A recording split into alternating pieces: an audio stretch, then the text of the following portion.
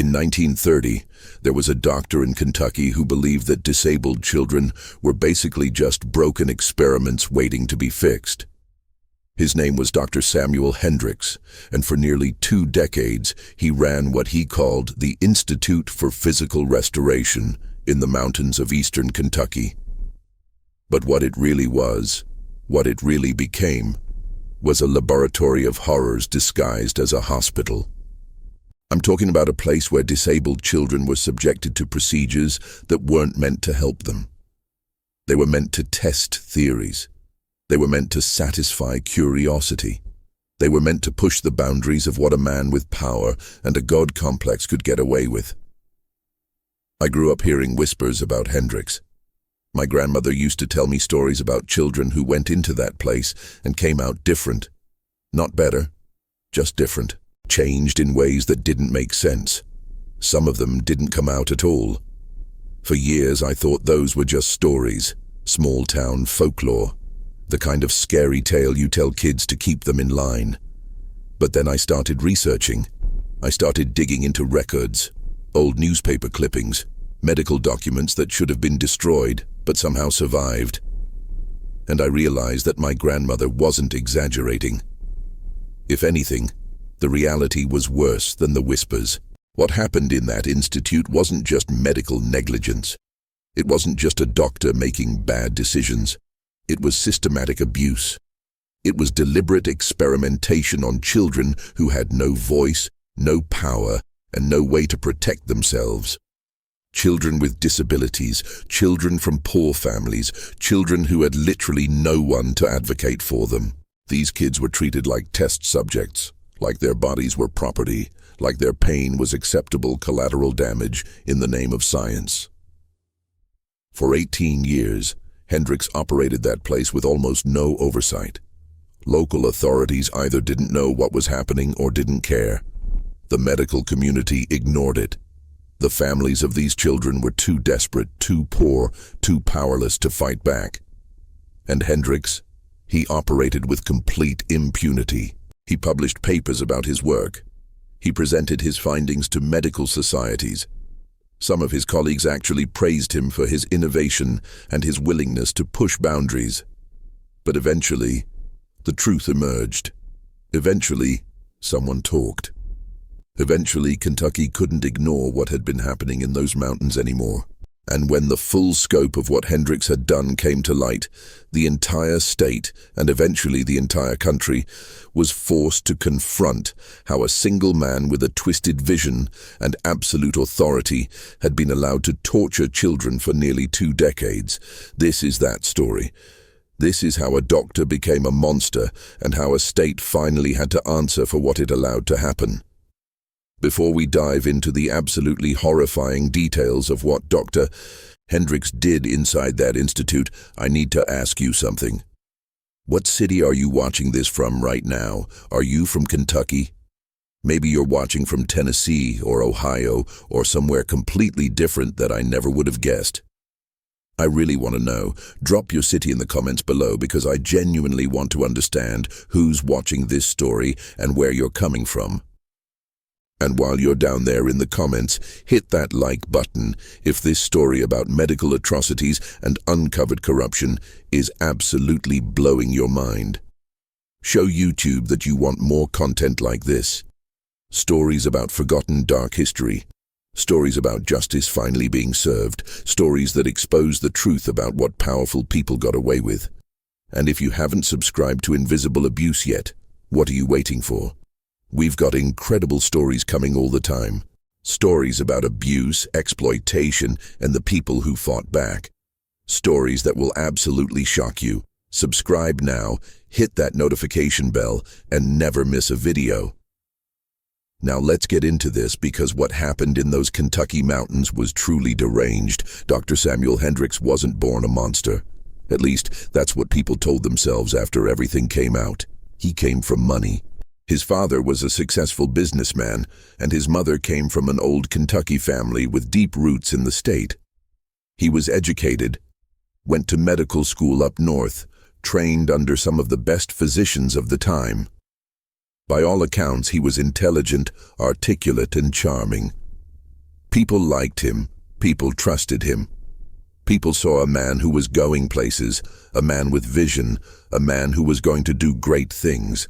In 1913, when he was 32 years old, Hendricks moved back to Kentucky with big plans. He wanted to open a medical facility that would serve the mountain communities, places that had been neglected by the medical establishment. Rural Kentucky was poor. Access to healthcare was basically non-existent. If you were disabled in those mountains, your options were slim to none. Hendricks saw an opportunity. He saw people who needed help, and he positioned himself as the answer. He found a property in the eastern Kentucky mountains, a large, isolated building that had once been a boarding school. It was perfect for what he wanted to do. Private, secluded, removed from prying eyes. He called it the Institute for Physical Restoration, and he marketed it as a cutting-edge facility that would help children with disabilities reach their full potential. Parents who had disabled children saw hope. They saw a chance for their kids to get better, to become normal, to overcome their disabilities. They brought their children to Hendricks, and they trusted him completely. What they didn't know was that Hendricks had become obsessed with a theory, a deeply flawed, deeply disturbing theory, that disabilities could be corrected through extreme physical intervention. He believed that the human body was essentially malleable, that with enough pressure, enough manipulation, enough deliberate trauma, you could reshape it. You could force it to conform to his vision of what a body should be. He called it therapeutic intervention. He wrote about it in medical journals. He presented it to colleagues who, to their shame, actually engaged with his ideas seriously. The procedures he performed were brutal. He justified them all in the name of science, in the name of progress, in the name of helping these children. He had children with club feet, subjected to extreme stretching procedures, not the gentle therapeutic kind, but violent manipulations that broke bones and tore ligaments. He had children with intellectual disabilities subjected to electric shock therapy, convinced that he could stimulate their brains into normal function. He had deaf children subjected to procedures that were meant to restore hearing, but instead caused permanent damage to what little hearing they had. What made it worse was that parents were paying him. They were desperate, and Hendricks exploited that desperation. He convinced them that their children's conditions were worse than they actually were, that only his extreme interventions could help. He isolated the children from their parents, told them that recovery required extended stays at the institute with minimal contact with family. He had complete control, and he used that control to do whatever he wanted. The children had no one to protect them. The children had no voice. The children couldn't tell anyone what was happening because Hendricks had made it clear in various ways that speaking about what happened inside those walls would have consequences. As the years went on, Hendricks became bolder. He became more extreme. What started as physical manipulation escalated into things that I honestly can't even describe without feeling sick. He started performing surgeries, not surgeries that were medically necessary, but surgeries that he wanted to do because he was curious about what would happen. He would operate on children's spines, convinced that he could realign them. He performed procedures on the brains of children with intellectual disabilities, convinced that he could somehow reach into their minds and fix whatever was wrong with them. He kept detailed records of everything.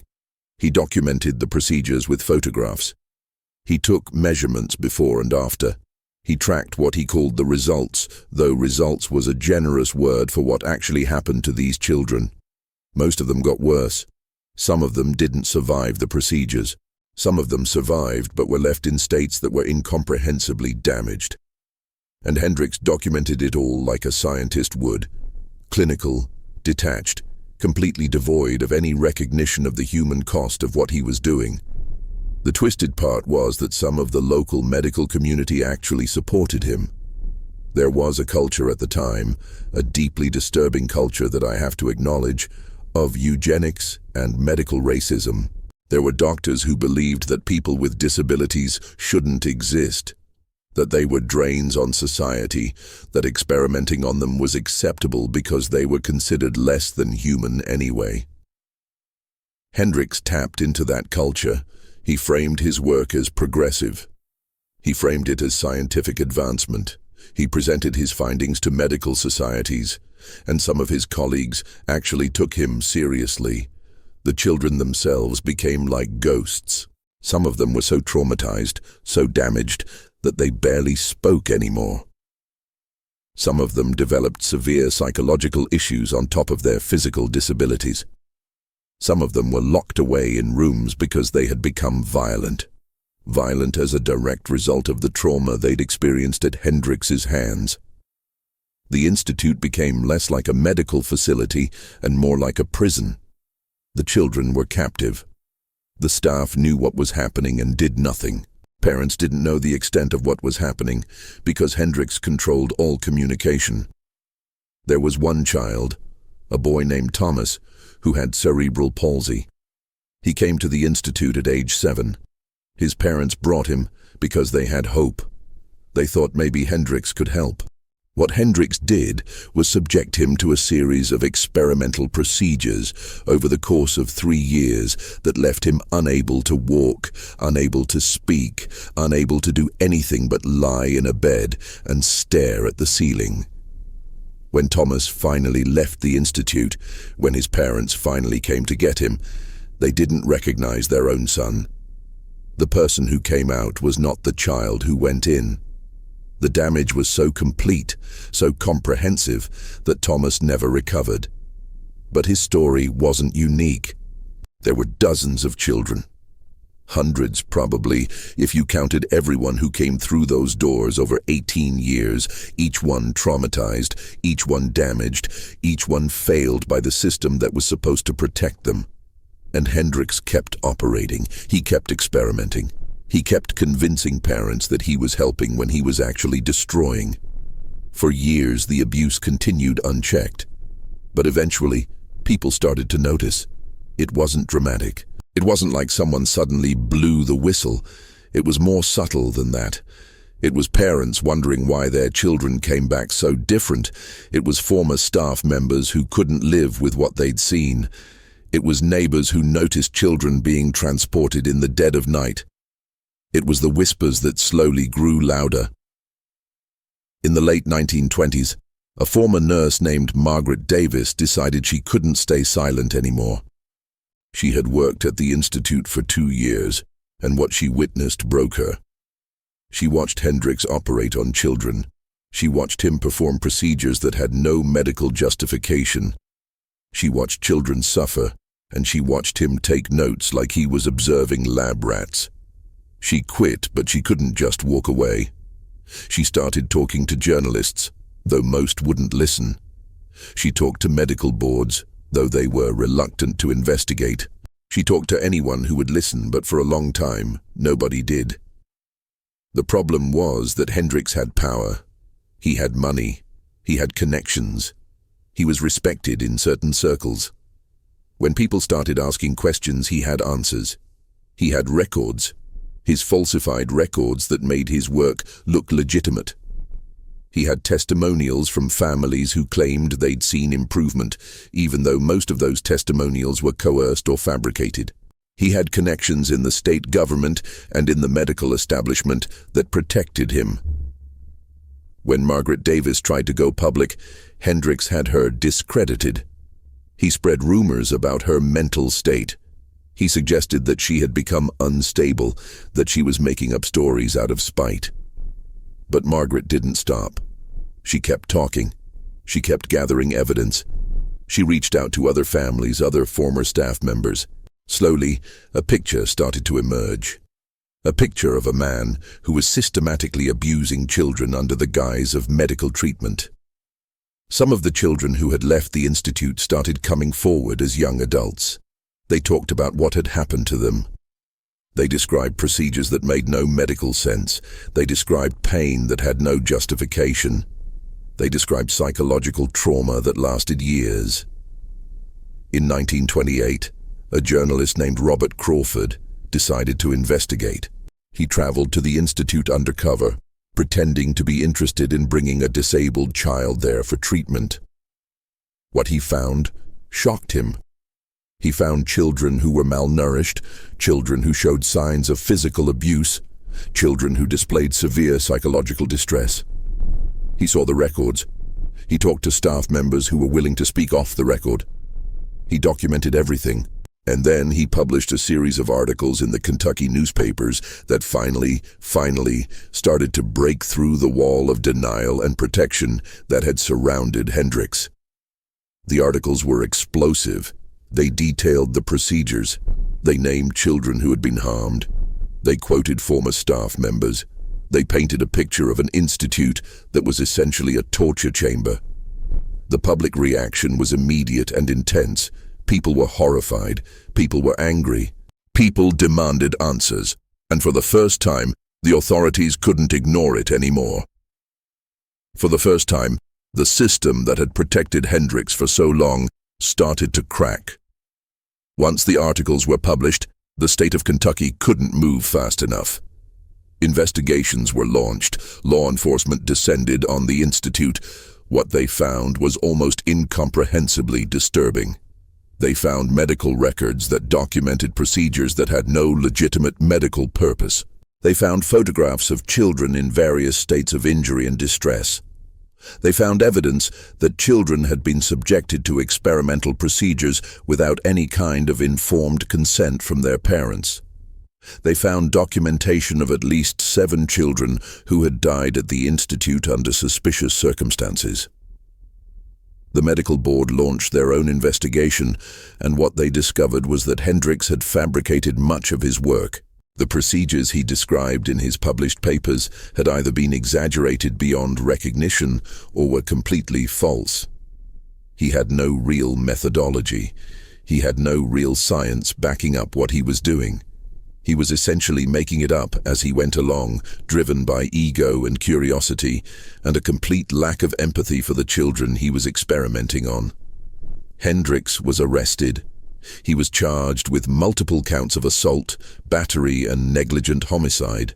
The trial was the biggest news story in Kentucky at the time. Families of the children came forward with their stories. Survivors testified about what had been done to them. Former staff members described the conditions at the institute. The prosecution built an ironclad case against him. Hendricks's defense was basically that he was a pioneering physician who was ahead of his time, that his work was misunderstood, that the children who had been hurt were collateral damage in the pursuit of scientific progress. The jury didn't buy it, neither did the judge. Hendricks was convicted on multiple charges and sentenced to 20 years in prison. It was a victory, but it felt hollow to many of the families involved. 20 years didn't undo what had been done.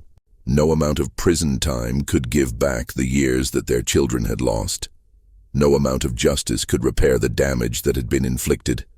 Some of the children had died.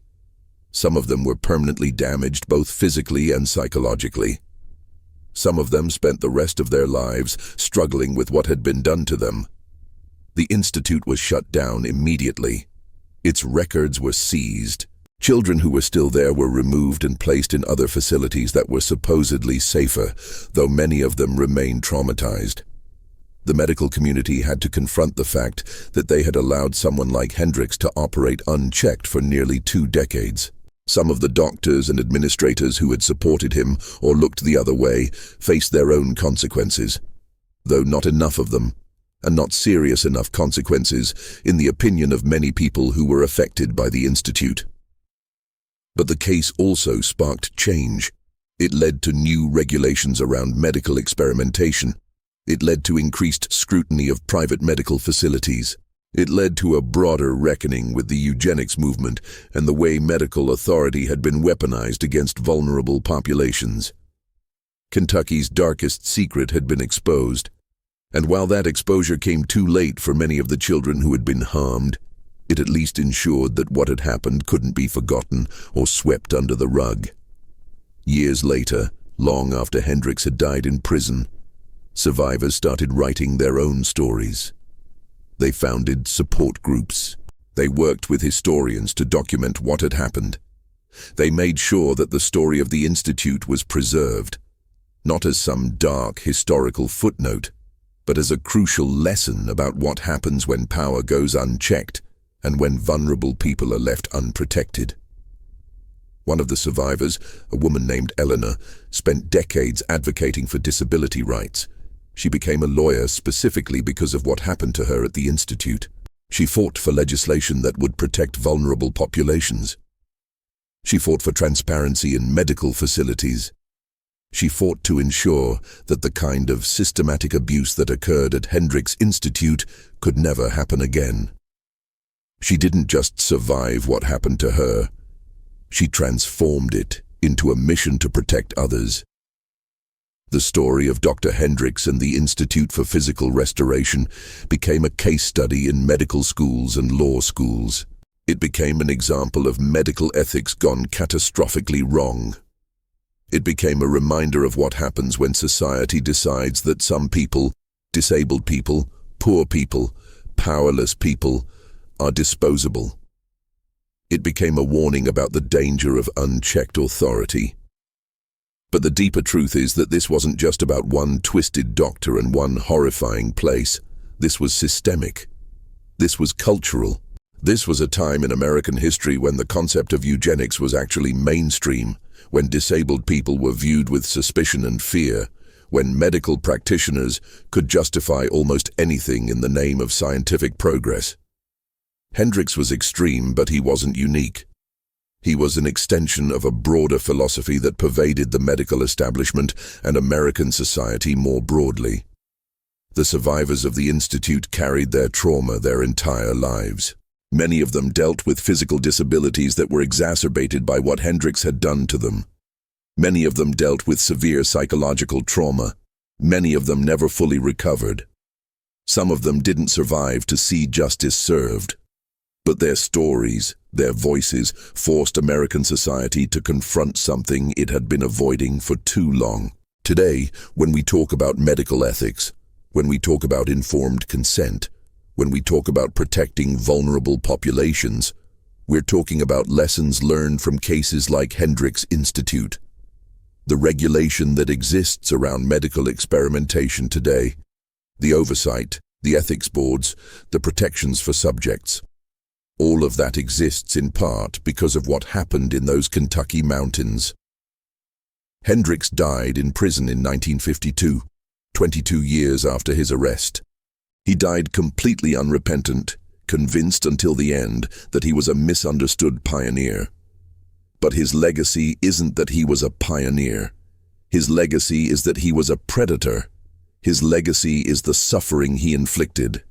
His legacy is a cautionary tale about what happens when society abandons its responsibility to protect those who cannot protect themselves. And his legacy is also the courage of the survivors who spoke up, who fought back, and who made sure that their voices, the voices of children who were supposed to be voiceless, were finally heard. This story happened nearly a century ago, but its relevance doesn't fade with time. It's a story about what happens when power goes unchecked. It's a story about what happens when society decides that certain people don't matter. It's a story about the responsibility we all have to protect the vulnerable and the consequences when we fail to do that. If you watched this video and you felt something, anger, sadness, determination, I need you to channel that into action. If you know of abuse happening right now, speak up. If you see someone being exploited, say something. If you have the power to protect someone, use it. Don't be a bystander to suffering. Subscribe to Invisible Abuse.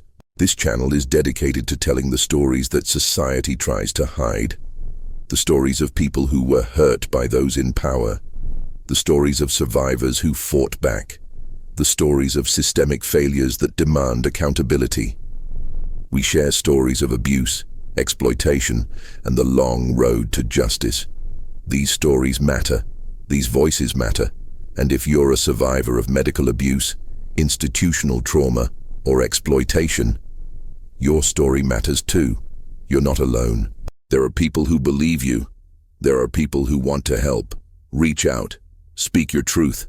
and know that your voice can change things, just like the voices of those children in Kentucky eventually did. Thank you for watching. Thank you for caring. Thank you for being part of a community that refuses to look away from uncomfortable truths. The work continues. Keep fighting.